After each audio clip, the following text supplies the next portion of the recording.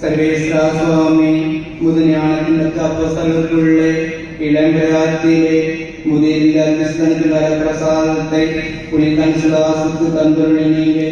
நாங்கள் அவருடைய மாதிரியின்படியே அதிக சுறுசுறுப்பாய் பிரயாசப்பட்டு காலத்தை கடந்து நித்திய பாட்டில் சேர நாங்கள் கிருபை செய்தர்களும் இந்த மந்தாட்டங்களை எல்லாம் எங்கள் ஆண்டவராகிய இயேசு கிறிஸ்துவின் திருமுகத்தை பார்த்து எனக்கு தந்தரும் சுவாமி. ஆமென்.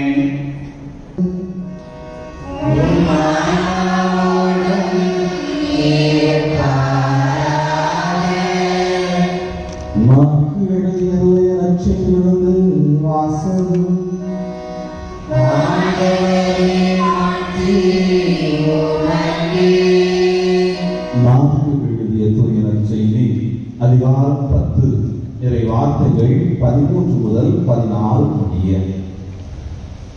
சிறு பிள்ளைகளை இயேசு தொட வேண்டும் என்று அவர்களை சிலர் அவரிடம் கொண்டு வந்தனர்.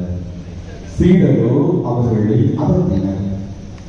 இயேசு இதை கண்டு கோபம் கொண்டு, சிறு பிள்ளைகளை என்னிடம் வரவழைங்கள், அவர்களை தடுக்காதீர்கள், ஏனெனில் இறையாட்சி இத்தகையோருக்கே உரியது. இறையாட்சியை சிறு பிள்ளையை போல் ஏற்றுக்கொள்ளாதோ அதற்கு உட்பட மாட்டார் என உறுதியாக உங்களுக்கு சொல்கிறேன் என்றார். பிறகு அவர் அவர்களை அரவணைத்து தம் கைகளை அவர்கள் மீது வைத்து ஆசி வழங்கினார். ஆண்டவரின் அருள்வாக்கு.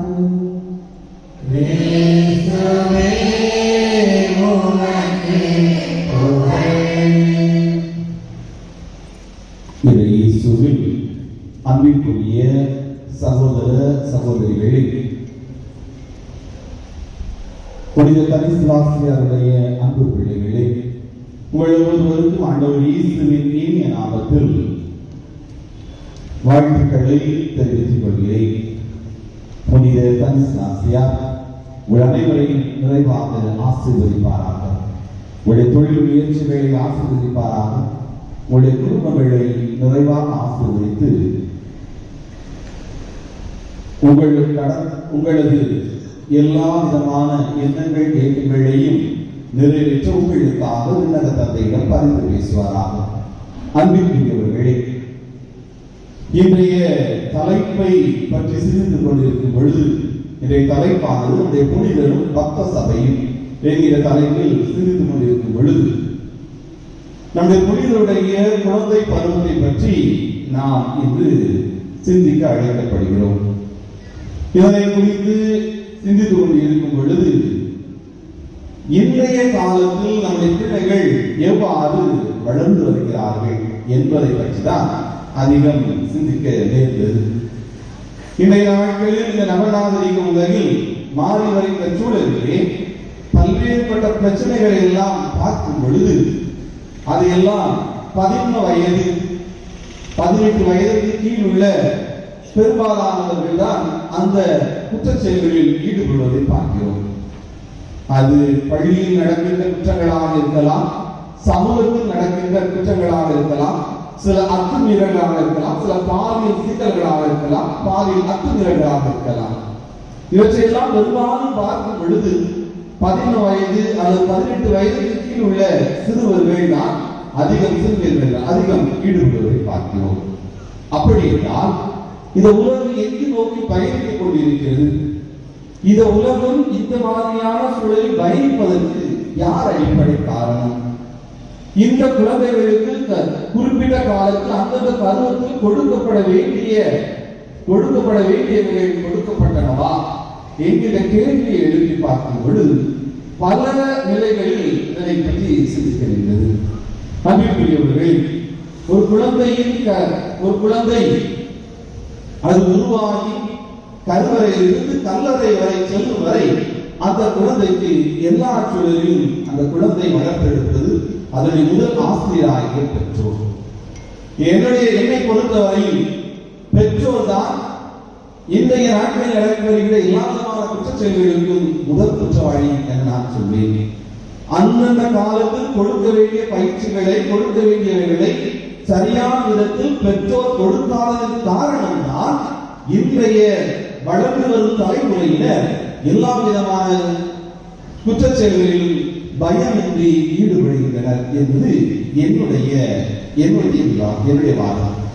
எனவே முதல் குற்றவாளியாக பெற்றோர்கள் தாங்களுக்கு கொடுக்கப்பட்ட பணியினை அவர்கள் முறையாக செய்யவில்லை என்பதுதான் நிதர்சனமான உண்மை.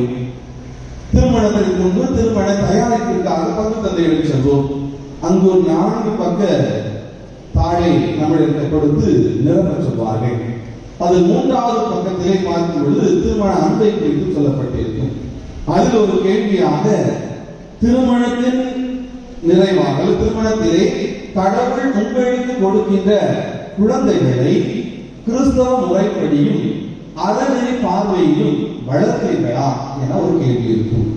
அந்த கேள்வியினுடைய ஜனாதனத்தை, அந்த கேள்வியினுடைய தன்மையை அறிவோமோ அறியவில்லையோ ஆம் வளர்ப்பேன் என சொல்லி எழுதிவிட்டு சென்று விடுவோம். ஆனால் சிந்தித்து பார்ப்போம், நம்முடைய பிள்ளைகளை கிறிஸ்தவ நெறியில், அதுவும் அந்த பிள்ளைகளை அறநெறி வழியில் நாம் நடத்தி வருகின்றோமா, பெற்றெடுத்து வளர்க்கிறோமா என்கிற கேள்வியை எழுப்பி பார்ப்பதுதான் இந்த காலத்தில் அது பெரும்பாலும் இல்லை. உதாரணமாக ஒரு குழந்தையை, பள்ளியில் படிக்கின்ற ஒரு குழந்தையை சனிக்கிழமை எடுத்துக்கொள்ளலாம், ஒரு ஞாயிற்றுக்கிழமை எடுத்துக்கொள்ளலாம். ஏன் கோயிலுக்கு அனுப்பல அப்படின்னு சொல்லிட்டு ஒரு அப்பா அம்மாட்ட கேட்கிறோம். இல்லை, இது இந்த கேள்விகள் பழைய பங்குகளில் நான் கேட்டது, நான் பெற்றுக்கொண்ட பதிவு தான். சாமி 5 நாள் 6 நாள் ஸ்கூல் போயிட்டு இன்னைக்கு தான் கொஞ்சம் நிம்மதியா தூங்குறான், அதனால தூங்கிட்டு போட்டுமே சாமி.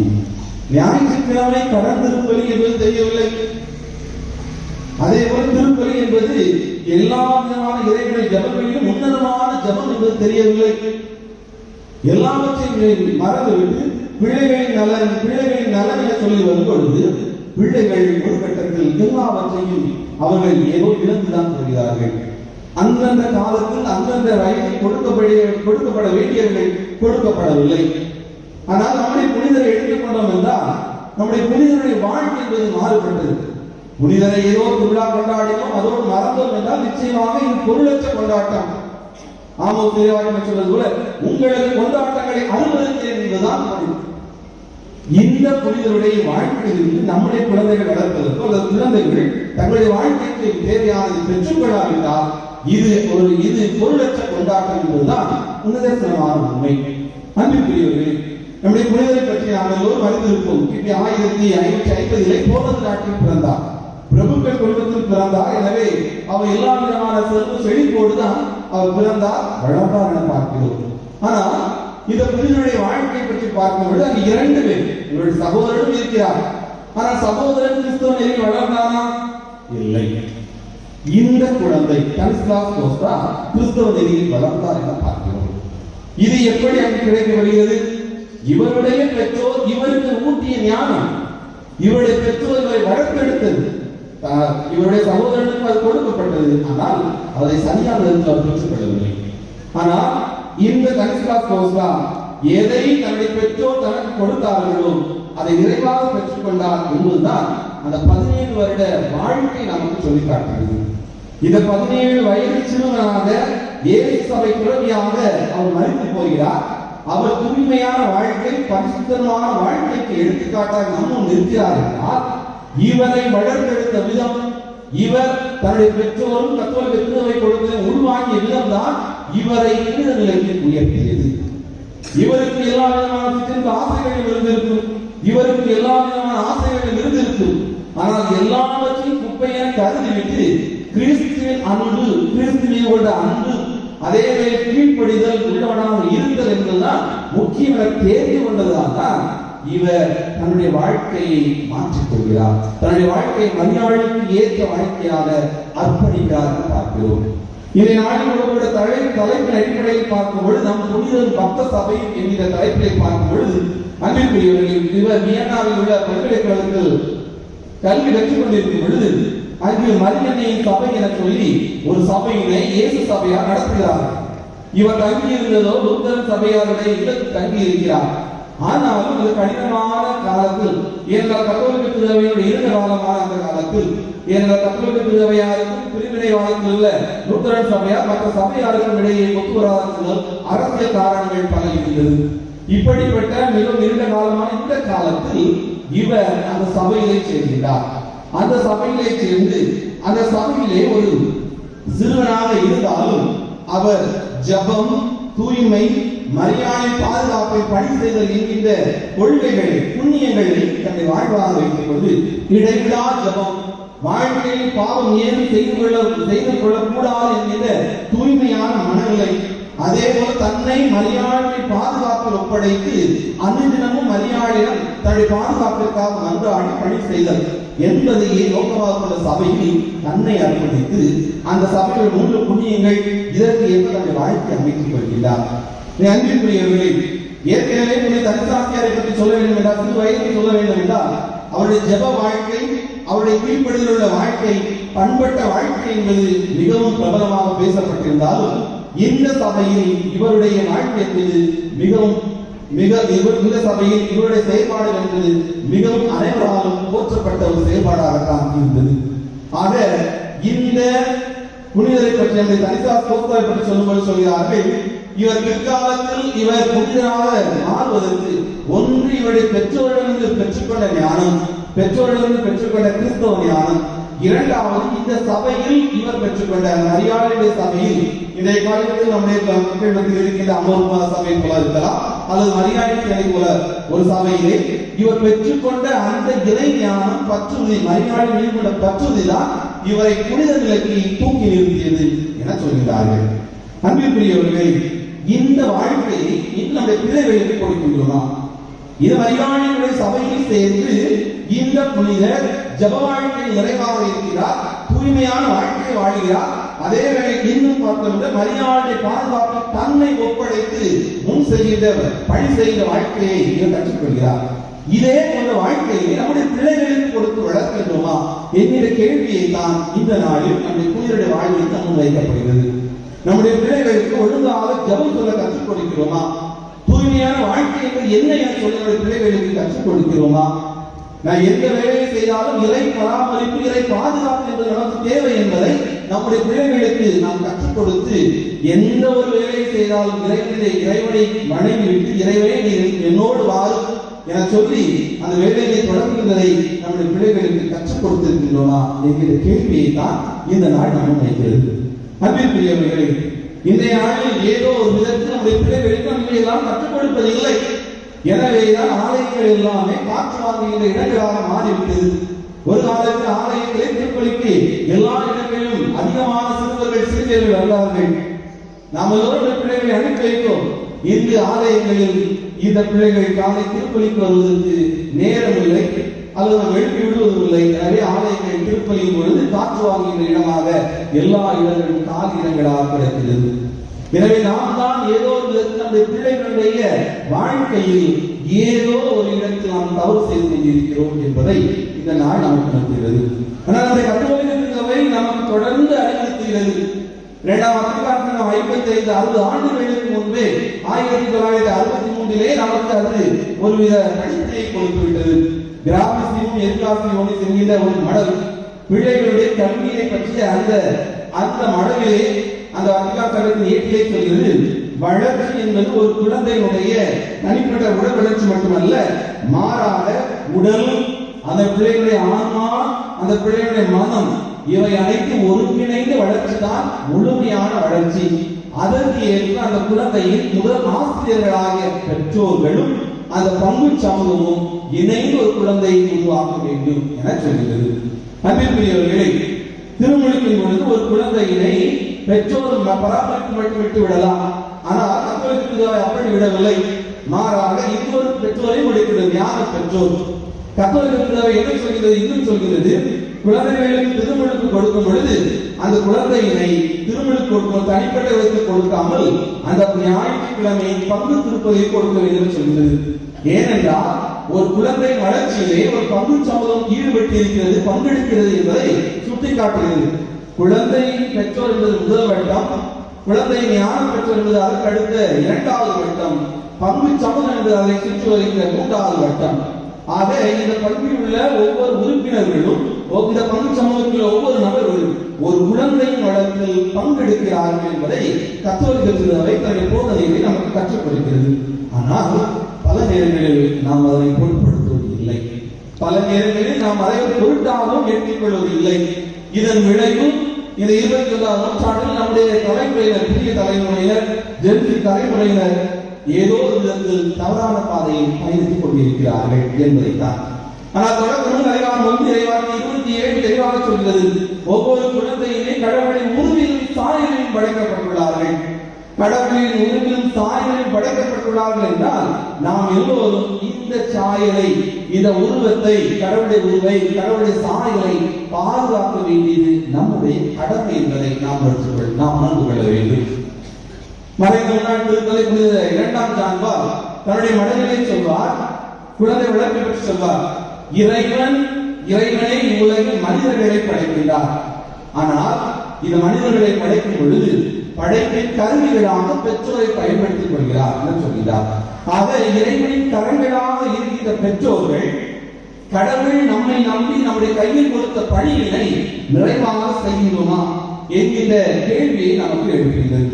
ஒவ்வொரு குழந்தையும் பிறக்கும் பொழுது அந்த குழந்தையினுடைய ஆன்மாவில், அந்த குழந்தையினுடைய உள்ளத்தில் அதற்கான அருளின் விதை ஊன்றப்பட்டுள்ளது.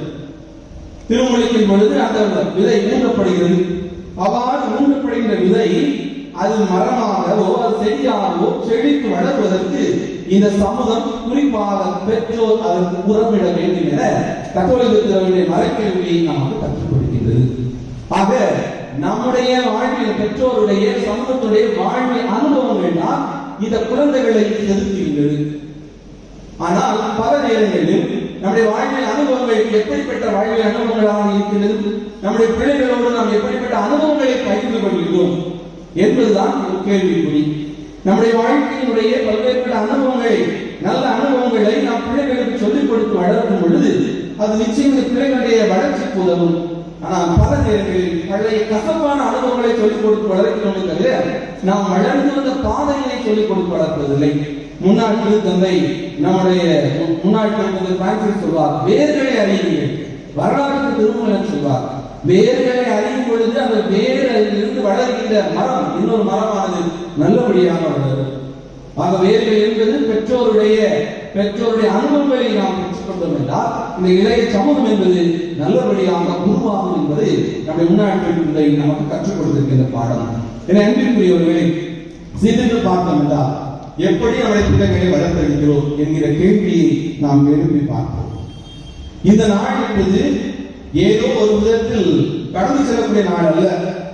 குறிப்பாக எல்லோருடைய வீடுகளில் உள்ள குழந்தைகளை அல்லது நாம் கற்றுக் கொடுக்கின்ற பள்ளிகளில் இருக்கின்ற பிள்ளைகளை நல்ல முறையில் வளர்த்தெடுப்பது நமது கடமை என்பதை இந்த நாள் நாம் கற்றுக் கொடுக்கிறது.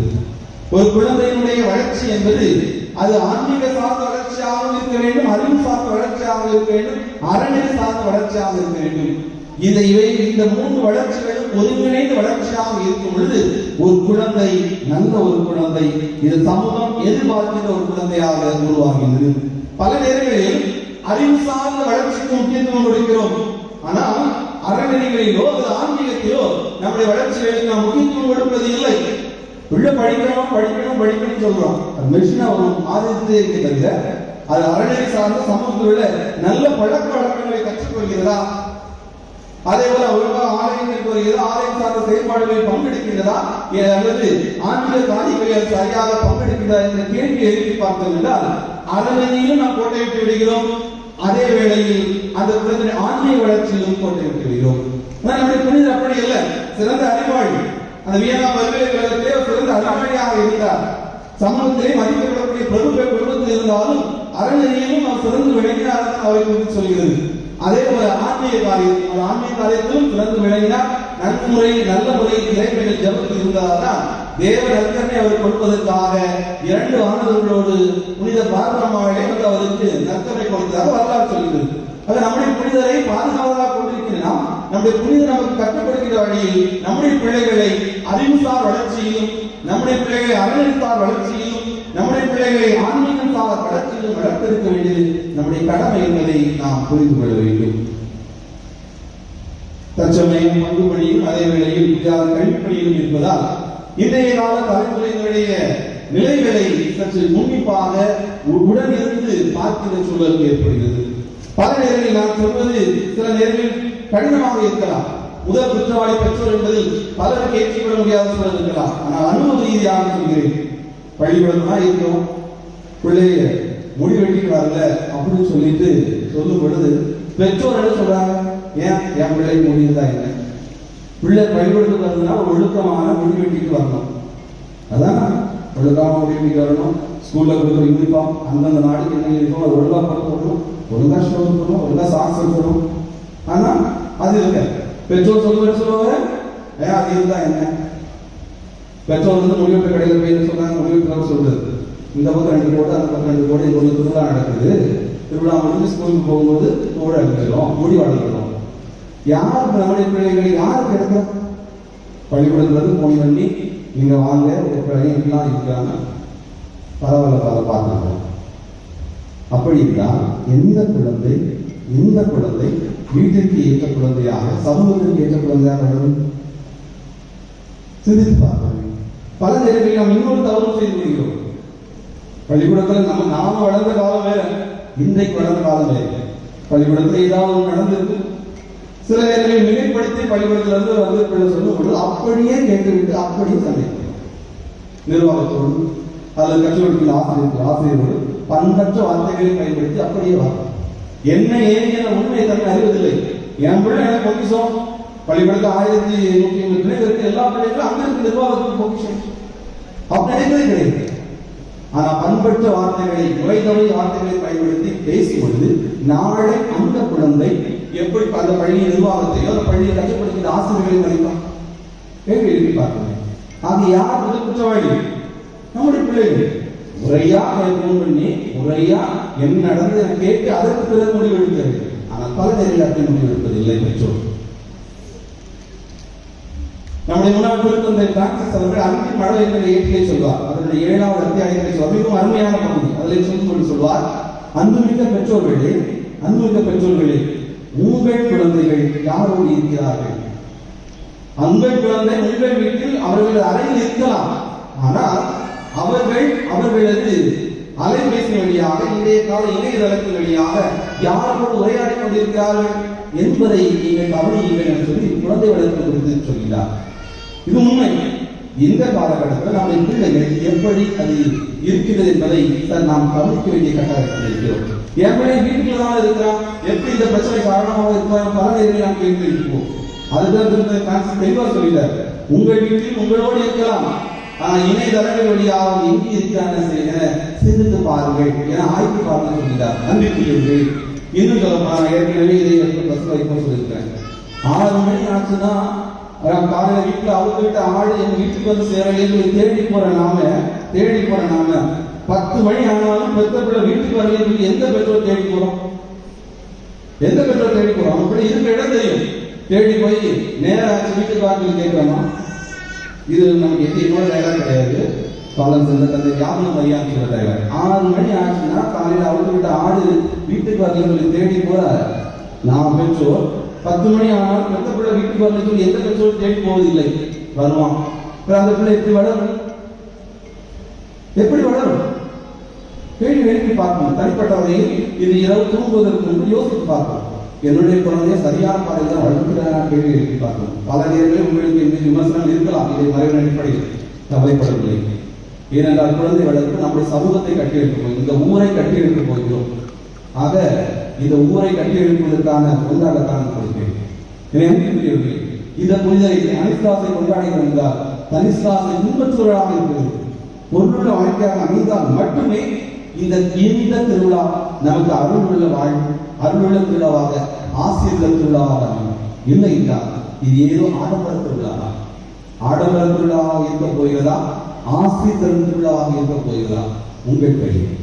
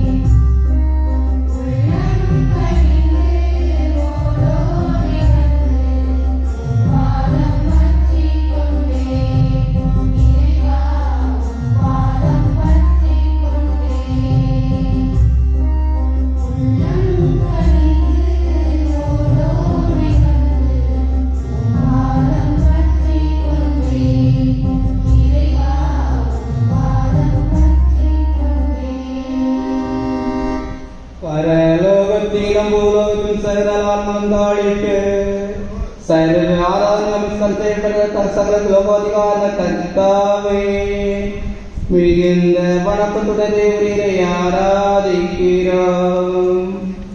தேவரின் சொல்லப்பட்ட தூசணங்களுக்கு பரிகாரமாக மிகவும் செல்கிறான் புகழ்ச்சி தோத்திரங்களை தேவருக்கு ஒப்பு கொடுக்கிறோம் சுவாமி.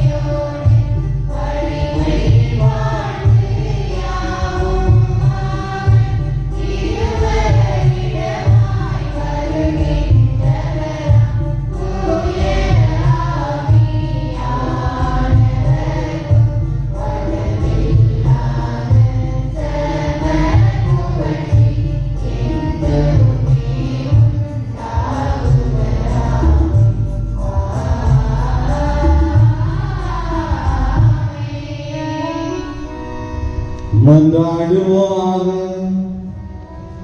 இறைவா, இந்த வியப்புக்குரிய அருளடையாளத்திலே உம்முடைய திருப்பாடுகளின் நினைவேங்களுக்கு இட்டுச் சென்றீர். உமது திருவுடல் திருத்தமிழத்தின் தூய மறைபொருளை வணங்கும் நாங்கள் உம்மை பின்பற்றிடாமல் துய்த்துணர்ந்து மகிழ அருள் புரிவீராக. தந்தையாகிய இறைவனோடு தூயாவியாரின் ஒன்றிப்பில் இறைவனாய் என்றென்று வாழ்ந்து ஆட்சி செய்கின்ற எங்கள் ஆண்டவர் திருமகனாகிய இயேசு கிறிஸ்து வழியாமை மன்றாடுகின்றோம்.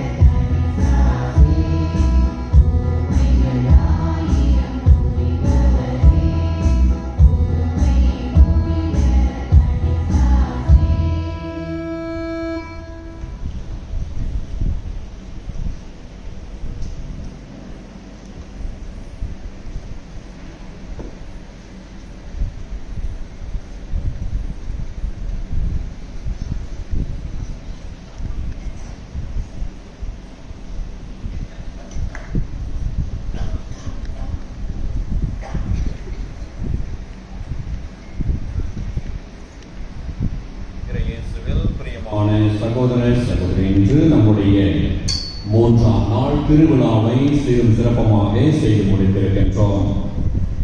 முதல் நாளில் புனிதரம் இடைவிடா ஜெபமும் என சிந்தித்தோம். நேற்று புனிதரம் இறை அழைத்தலும் என்று சிந்தித்தோம். என்று புனிதரும் பக்த சபைகளும் என்று சிந்தித்திருக்கின்றோம். அதற்கு நம்முடைய பெற்றோர்கள் உற்சாகம் கொடுக்க வேண்டும், நம்முடைய பிள்ளைகளை ஊக்கம் கொடுத்து திரு அவைக்கு அனுப்ப வேண்டும் என இறை விபடியத்தோடு இன்றைய கால சூழ்நிலைகளில் ஒரு அருள் தந்தையராக தம்முடைய வாழ்க்கையோடு பயணித்து பங்கு வைத்து சிந்திக்க அழைத்த நம்முடைய மண்ணின் மைந்தர் அருள் தந்தை திலகர் அவர்களுக்கு நம்முடைய கரவொலி அனுப்பி நன்றிகளையும் பாராட்டுகளையும் ஜெபங்களையும் தெரிவித்துக் கொள்வோம். இந்த நாளை சிறப்பித்தோர் வின்சென்ட் பால் சபையினர், மரியாயின் சேனை சபையினர், கார்மேல் சபை உறுப்பினர்கள். இன்றைய அன்பியங்கள் யாக்கோபு அன்பையும் யோவான் அன்பையும் அவர்களுக்கும் நம்முடைய கரவொலி அனுப்பி நன்றிகளையும் பாராட்டுகளையும் தெரிவித்துக் கொள்வோம். ஒவ்வொரு திருவிழாவுமானது முழுமையான ஜெபங்களில் ஈடுபட நாம் அழைக்கப்படுகின்றோம். காலையில் ஜெபிக்கப்படுகின்ற ஜெபமாலை, மாலையில் ஜெபிக்கப்படுகின்ற ஜெபமாலை, அதை தொடர்ந்து வருகின்ற திருப்பலிகள் மற்றும் இறைவார்த்தை பங்களிப்பு, நற்கருணை ஆசீர்வாதம் இவைகளில் முழுவதுமாக பங்கெடுத்து இறையிடலை பெற்று செல்ல வேண்டும் என அன்போடும் பாசத்தோடும் நேசத்தோடும் கேட்டுக்கொள்ளப்படுகிறீர்கள். நாளை 4ஆம் நாள் திருவிழாவை சிறப்பிக்க இருக்கின்றோம். அதை சிறப்பிப்போர் புனித யாகப்பர் ஆண்கள் சபை உறுப்பினர்கள் மற்றும் அன்பியங்கள் புனித பிலிப் அன்பியும் புனித பர்த்தலேமியு அன்பியும்.